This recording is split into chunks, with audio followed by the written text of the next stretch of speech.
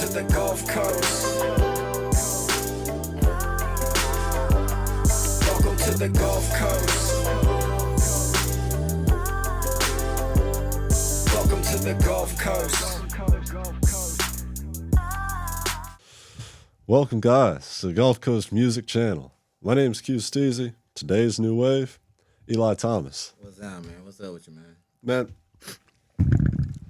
I've wondered when it comes to being a comedian, does it ever, you ever feel pressure to be funny?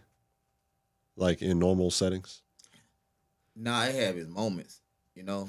Like, it depends on the crowd, the certain crowd that's there, you know what I'm saying, for you to feel pressure and everything. But for me, I don't really feel too much pressure and everything because I read the room and I adapt to everybody. So I don't feel real pressure. Right, like if it's Thanksgiving. Right.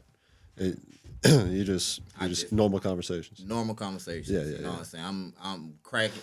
You would think it's a joke how the way I'm talking to you, but sometimes it be some serious shit. You feel me? So yeah, that's how it is. Do you notice if people give you like leeway as a comedian, where they're like, "Oh man, everything he says is funny," even though you're not being funny, or if people like set too high of a standard and don't laugh as much because they know you're a comedian?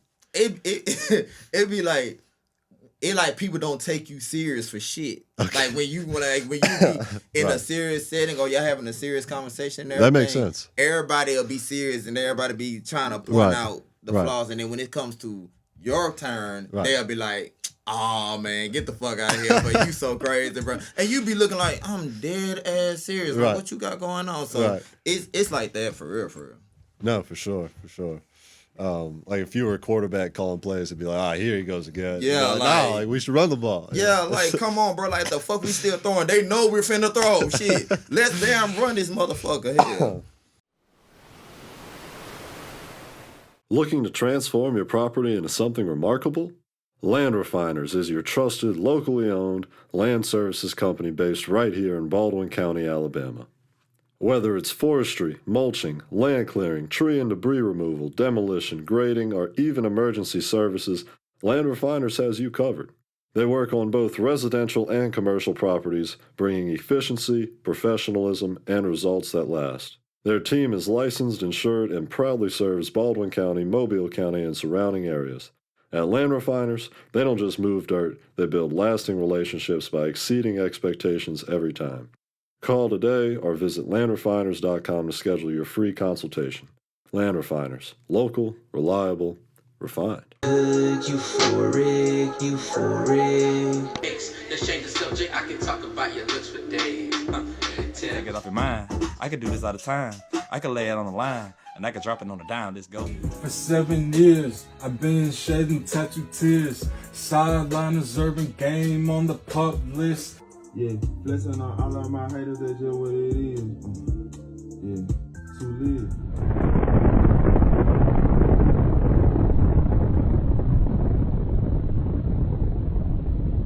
Whoa. Don't let the dogs out. The City of Mobile Animal Shelter has many loving pets ready for a nice home. Whether you're looking for a dog like Snoop or a cat like Doja, the City of Mobile Animal Shelter is where you can find your next friendly companion. They're located at 855 Owen Street, and you can stop by anytime between 10 a.m. to 4 p.m. We all need a little bow wow in our lives. Call 251-208-2800 because the City of Mobile Animal Shelter has you covered. That's 251-208-2800. Roof.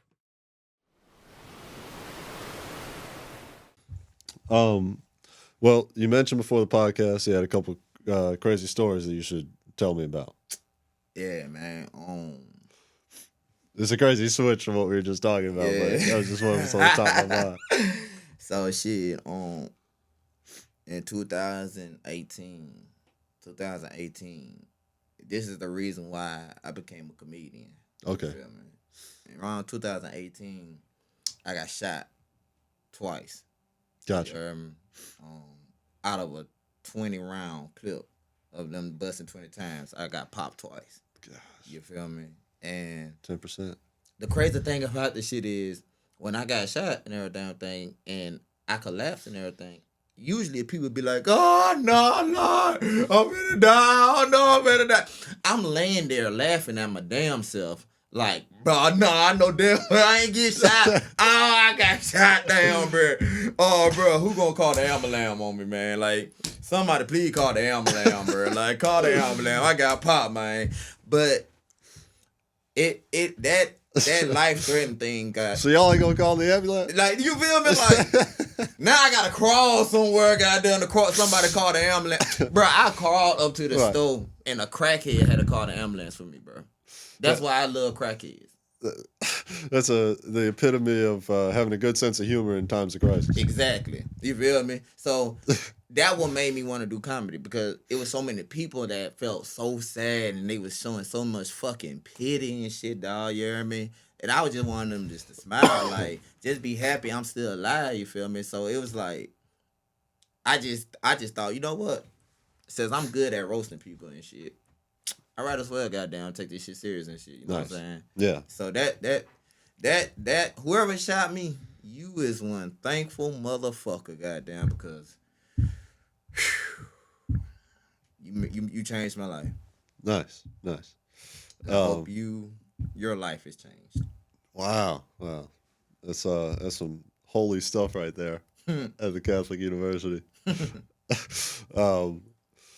When you came in, you mentioned how much cursing is or that you were wondering if you could curse on the podcast because this is a Catholic school, and of course you can. And how much is cursing a factor in your comedy, do you think? A fucking lot. Yeah. You feel me? I want to say that my comedy evolves around cursing and everything. Right. But it do, help out in certain situations for people to understand how I'm feeling. Yeah. You know what I'm saying? When I'm telling you the joke and everything. Yeah. Because I can tell you a clean joke. Right. Everything. And you can be like, oh, yeah, that's funny and shit. Yeah. But when I tap into some real life shit, like, you going to hear the fucking cussing in this shit because this is the shit that y'all want to say. Right. But y'all can't say because you feel like if you say something, it's going to be a problem. I'm going to say this shit for you because I don't give a fuck. Yeah. You know what I'm saying? So, yeah.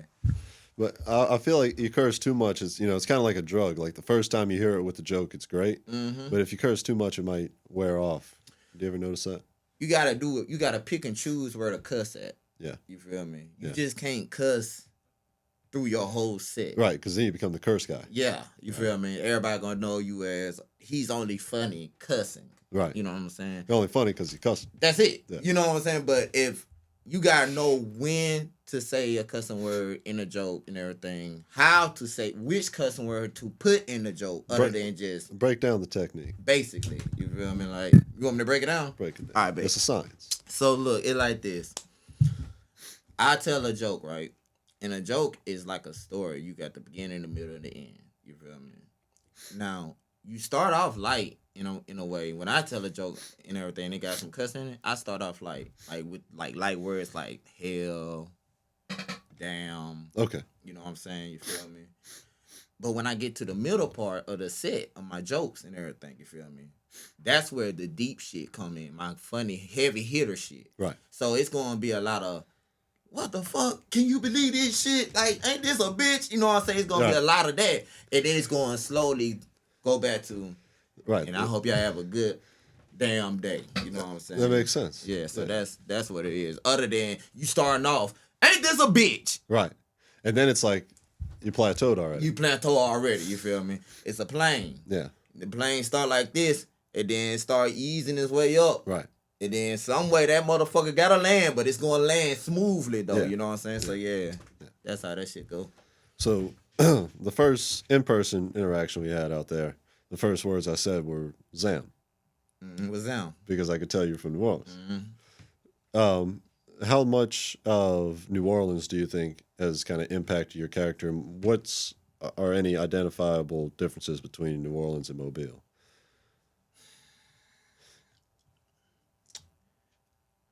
I would say the culture, but I can't say the culture because in a way Mobile and New Orleans have the same type of culture. Yeah. But our lingo is different. Maybe that's a better question. Why do you think the lingo is different? I've never been able to wrap my head around like different, like why New Orleans would be so different than Mobile. I mean, obviously Louisiana is its own state, you know, but you know, I feel like it's just so vastly different. Where because everything else is pretty similar in Mobile and New Orleans with the antique design, the Mardi Gras, the food. The difference is a lot of people didn't know this shit, but if you really read beyond your history shit and everything, Mobile is originally from Louisiana. Like Put that on the table. Like put that on the table. Like Mobile started off in Louisiana. I ain't gonna get too deep in it. They had some type of fucking war, you know what I'm saying? Right. And then they just to Alabama and shit and everything, you know what I'm saying? Right. But it was the French, you know what I'm saying? I think it was the French war. I don't know which war it was, but it was one of those motherfucking wars. It was LSU versus Alabama in 1986. Basically, you feel me, goddamn. So it was like, shit, nigga, it's like you going to stay your ass in Louisiana or you going to come to Alabama? What it going to be? It was when Nick Saban joined. And boom, Nick Saban took off. So that's how it is. And I feel like, we got different shit in New Orleans. Like we got Creole, right, and Mobile don't. Yeah, I mean, French, all that shit. Yeah, Mobile got some French shit and everything, but they don't have the lingo like how we. I'm glad you still have the lingo. Yeah, for real. So it's been about 20 years. I mean, obviously you said you go back and forth, but yeah, I go back and forth. Yeah. Do your people still live over there? Yep. Yeah, gotcha. Yeah. Shout out to my motherfucking family, you heard me? Y'all know what's going on, but I'm on TV on the Gulf Coast podcast now, you dig? Yeah, Spider Gang. I'm going to sample that. That's awesome. Let's see. Tell me about the Spring Fling. Oh, man. Oh, man. So, look, shout out to Kai, the Southern Soul Princess. That's my sister, you heard me? That's my dog right there. Loud and clear. Real shit, but look, you funny. But look, real shit, the Spring Fling shit, it was like last minute plan. Like, cause I wasn't supposed to dress up as a grandmama.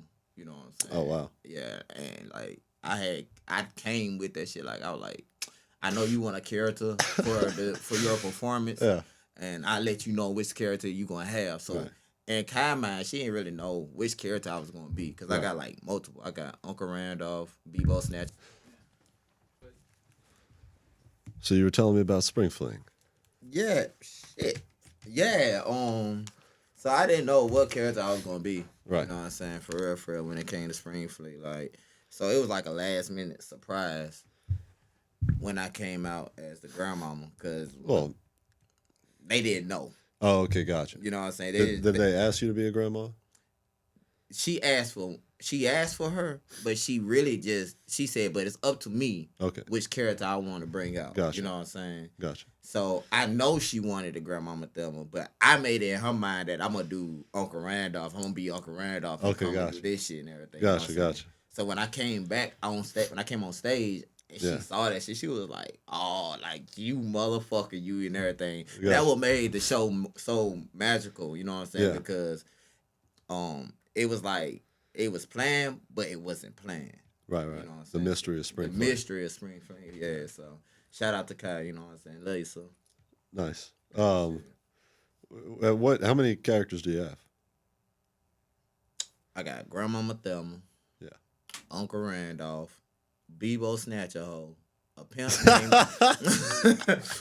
You can't say that with a straight face, right? That was crazy. A pimp named Randy. Reverend Silky Smooth. And I was trying to work on this other little character, goddamn, but that's in the making. Right. You know, so yeah, so that's how I got a lot of characters. Gotcha. At what age were you like, I'm gonna start developing characters, and what inspired it? Was it like because Dave Chappelle does a great job of it in like the Chappelle Show with having different characters? Man, I ain't gonna lie, it was goddamn Martin. Oh, okay. That's who kind of inspired me to do it for real. Then I learned about Dave Chappelle. Right. Even though a lot of people be like, that's weird. How the fuck you know Martin before Dave, but it was like that's because where I grew up. You know what I'm saying? We was on Martin hard. You know, so Right. that's how I was like.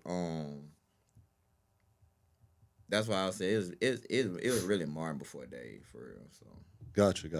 Martin. Then it was And before Martin. It was Eddie Murphy. Eddie Murphy. Yeah. That's who really Right. acting wise. That's who really. And how do you practice these characters? With friends or am I in public? Like I'll be doing like I'll pop up in the store with a wig on. No way. Like that ass. And just try to rock it and see if anybody just notices. just see if That should be illegal.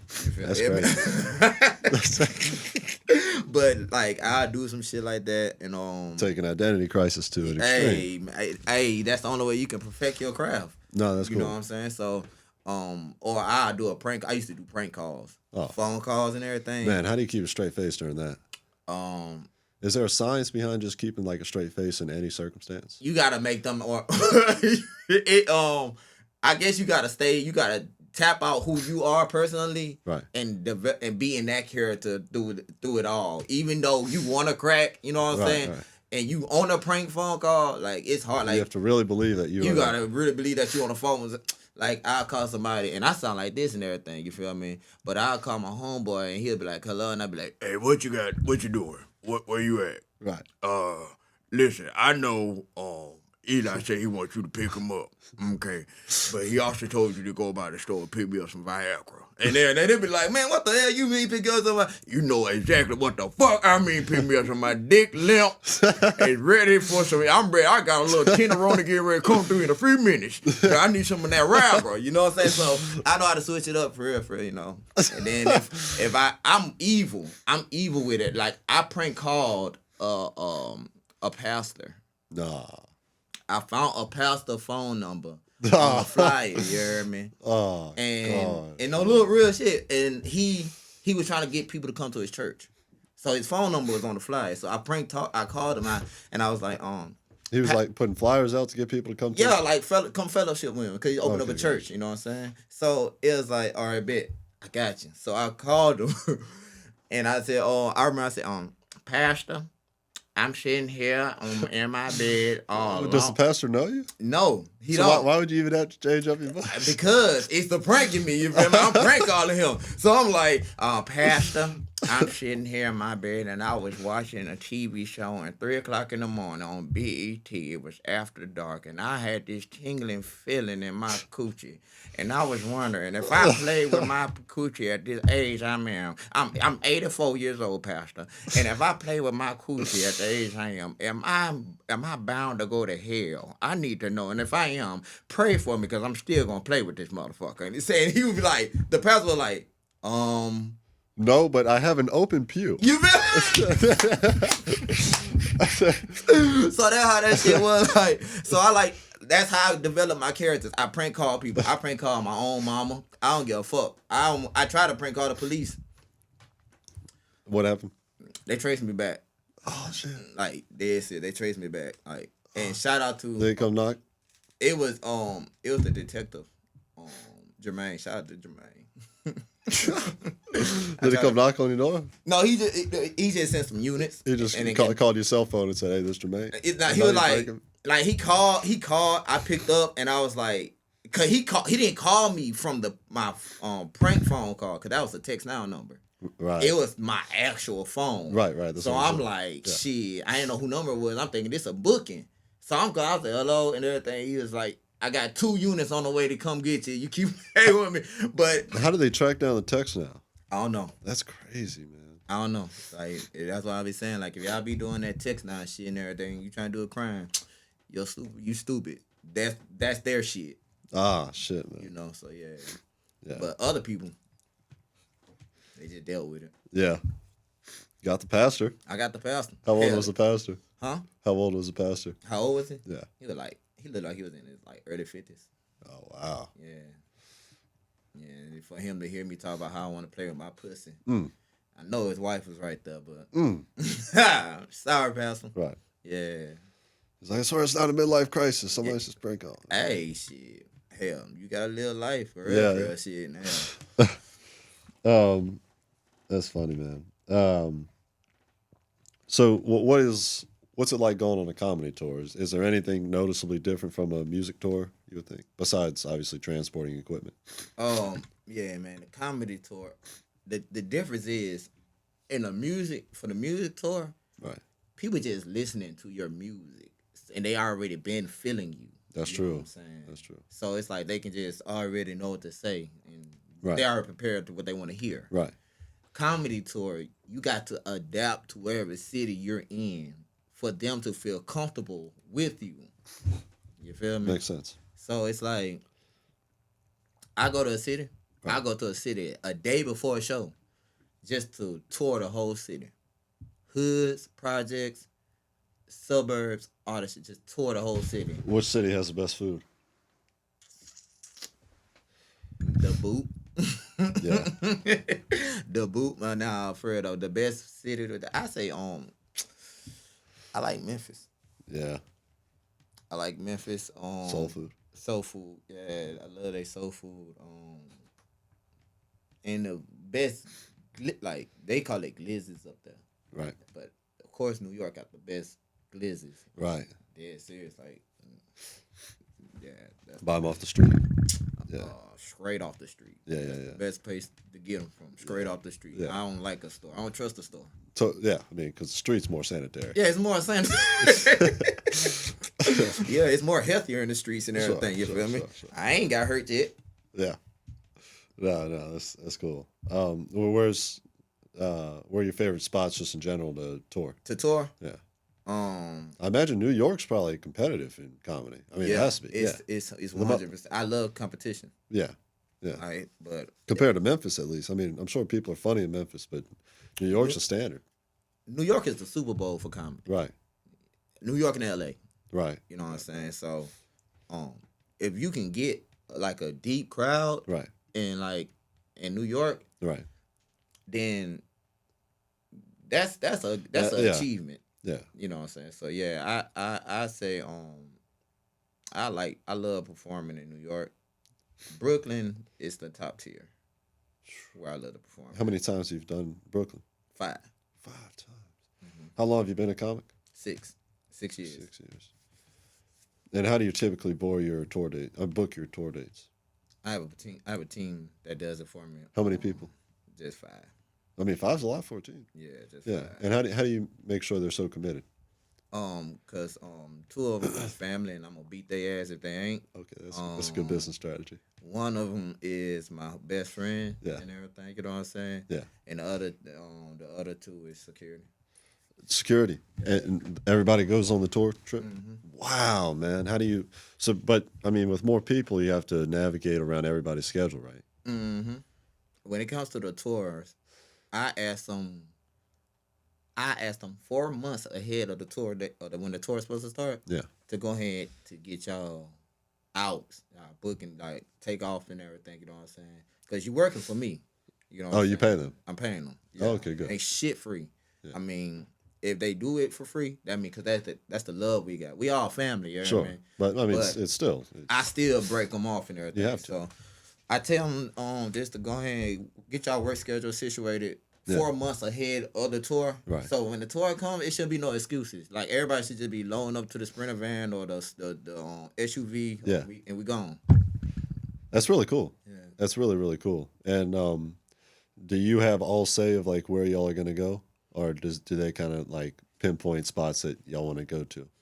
So we'll be in a room like this. Honestly, we'll be in a room like this, and we'll have like the United States on the board. Oh shit. And y'all know how they be doing, like pin pop the balloons and shit. Yeah, The little yeah. needles, we'll like start throwing them like Right. darts, and wherever that bitch land on the stick, we'll have a connection. It's like Law and Order. Basically, Yeah. you know what I'm saying. So it's like we'll have a connection, and that's in that city, and tell them like if they got promoters, tap in. You know what I'm saying, and then the promoters tap in, and that's how the shows get booked. Really cool.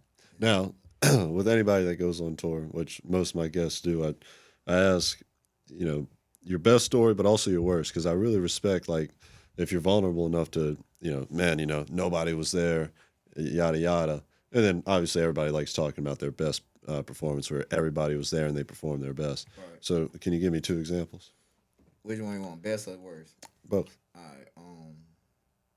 My worst tour experience was my third headliner tour I did, and that was the damn Class Clown tour. Right. I threw, and I went to Atlanta. Shout out to Atlanta. And it was a comedian that was opening. He was doing his thing. He was funny as fuck. You feel me? And then I guess when it was my turn to get on the stage to perform, he came off on some rude shit. You heard me? Like he was acting like he was asleep in the audience. You heard me? So I looked. I'm like, Why would he do that? I don't know what I guess he was trying to oppress these bitches that was in VIP or some shit, you heard me? So, cause it was some bad bitches in VIP. So I guess he was trying to goddamn be funny and oppress these bitches in VIP. So he was like, pretend like he was asleep. So I'm looking at, I'm like, who the fuck that is over there asleep? I said, if you don't get your ugly ass up and wake up while I'm on this downstairs, I'm gonna burn the shit out your. And then I think he took that the wrong way, but I didn't know it was him. You heard me? And he took that the wrong way. He got up here like, you ain't gonna do nothing. Whoop de whoop. And he was woofing. He was woofing fucked up. On stage. Off stage while I'm on stage. Right. So I'm like, bro, let me remind you, I can't see. It's just a big ass spotlight in my face. You know what I'm saying? So I'm like, nigga, get the fuck on. Cause you ain't gonna do shit. And your bitch gonna take this. I'll pop my dick in front of the bitch and shit. You know what I'm saying? Boom. He came on stage. When I realized it was him, the nigga grabbed my jewelry. No. I had I forgot what type of necklace it was, goddamn, but it was a necklace my grandmama bought for me before she passed on, you heard me? Oh, shit. And the nigga grabbed that shit and was acting like he was trying to shank my motherfucking chain off and everything. So I threw the microphone down and I bust him in his motherfucking shit, you feel me? So we on stage fighting. Right. And it got dead. They said I lift up a speaker amp. I lift up a big ass speaker amp and threw it at him and shit. I don't remember that shit. You know but it's possible. possible. But it's possible. Maybe. From the image, it looked like. You know. Do you drink before performing? Nah, because I don't like how that made me feel. You feel me? Right. Like slurring your words. I don't like slurring my words, you hear me? So you know what I'm saying. I smoke. I'll get high fuck before I get on stage, but like I won't drink. I'll drink afterwards. And now for the best performance. The best performance was the Bama Fool comedy tour. Although, with that one, I'm sure a lot of people were laughing. Yes. The Bama Fool comedy tour was the best one I ever had. You know, shout out to my brother Kevin Young. You know, shout out to my dog Timmy K, Uncle Charlie. You know what I'm saying? That was the best comedy tour I've done. It was so good. I felt a midget afterwards. Wow. Yeah. That's a new height to reach. Hey man, as a comedian, it was funny to do for me. So just to have a little dwarf, just yeah. Reach new heights. Nah, I'm just playing though. I ain't do that shit though for real though. Right. Now the reason why that tour was a good tour and everything because we had famous people that was there that came through. You feel me? And they just to see them give us a bunch of people from Mobile. Well, not even, but you know, represent Mobile in the comedy world. Just to see them stand up and give us this shit, you know, and everything. That shit just meant a lot to us and everything. That made us feel like we made it to another height in this shit. You know what I'm saying? We elevating everything. You heard me? Cool. So yeah, so that was one of the best tours and shit. And then the after parties, I love all my comedy tours after parties. I love them. Yeah, I love them. My best one comes straight from Mississippi, Jackson, Mississippi. Interesting. That was my best after party comedy tour. Did somebody perform, like music? Yup. Really? Yup. Shout out to my dog, Good Shot X. He did. Whoop. You feel me? That's who performed. Good Shot X. Good Shot X. Gotcha. Y'all need to tap in with that boy too. Cool. Yeah. And my boy Tatted Up. Yeah. You feel me? Shout out Tatted Up. 44 G&G shit you did. Yeah. Awesome. Yeah. Is Good Shot X tatted up? Oh no, he I ain't gonna lie, man. That nigga so black, I can't see no damn tattoos for real, goddamn. I don't even know if my boy got tattoos. That's an interesting complex. Yeah, but my dog tatted up. He tatted up. Yeah. He tatted up like. You have to be. Yeah, all the way down. I'm the fuck you. Why you got all them tattoos for? Like, what you trying to prove? Like, It's just how the universe commands him. He was born that way. sometimes the universe is a bitch. Yeah. You gotta learn when you gotta tell that bitch no. That's really true sometimes. Yeah, That's a great way to look at it. Yeah.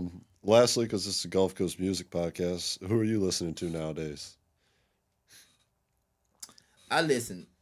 Damn. I listen. Shout out to Damn, Kendrick. that's a nice watch. Thank you, bro. I listen to Kendrick Lamar, Drake, and I know they beefing and shit. And then people be like, "Well, who side would you choose?" and everything. Yeah. I guess Kendrick, cause I love that West Coast sound. You hear me? So like, I guess Kendrick, but I fuck with Drake because Drake makes me feel like I want to be a toxic nigga too sometimes. You know, so it's like it's a in between, mainly Kendrick, lesser Drake. You hear me? But I listen to Kendrick, Drake, Wayne, old Wayne, even some of the new Wayne too, but mainly the old Wayne. Yeah, it's the greatest rapper ever. Yeah, for real. J. Cole, I want to hear a message or some shit. You feel me? I listen to J. Cole. My top dog is Chris Brown. Damn, that came out of nowhere. Yeah. It's like when somebody was like, R. Wayne was like, Gucci? Yeah. Gucci, man? Yeah, Chris Brown over all them niggas. Like Kendrick, Right. Drake, and all them niggas got your name. Right. All over all them niggas. Right. It's Chris Brown. Yeah, that's insane. That's ludicrous. Yeah, hey, him too. Over his ass too, That's you crazy. feel me? Oh, for real, like, and I ain't trying to sound like no dick right on no group Right. that shit. No, you just sound like- I relate to that nigga. You sound like Grandma Thelma. Yeah.